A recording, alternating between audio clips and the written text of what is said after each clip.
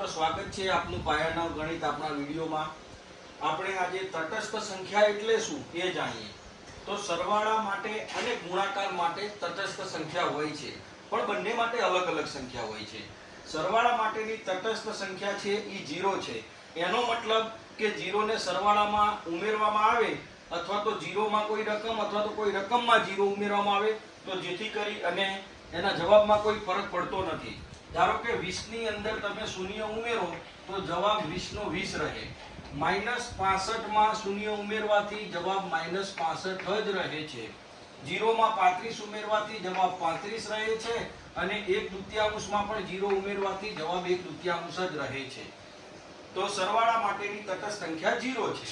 ગુણાકાર માટેની તટસ્થ સંખ્યા 1 છે।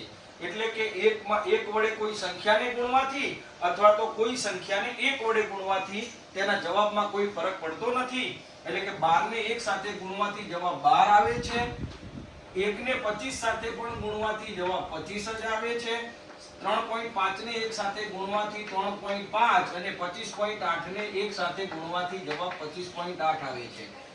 તો મિત્રો આશા રાખું છું કે આપને સરવાળા અને ગુણાકાર માટેની તટસ્થ સંખ્યાની માહિતી સરસ રીતે મળી હશે। આવા જ વિડિયો જોવા માટે પાયાનું ગણિત પેજને ફોલો કરો અને મને સપોર્ટ કરો। ધન્યવાદ।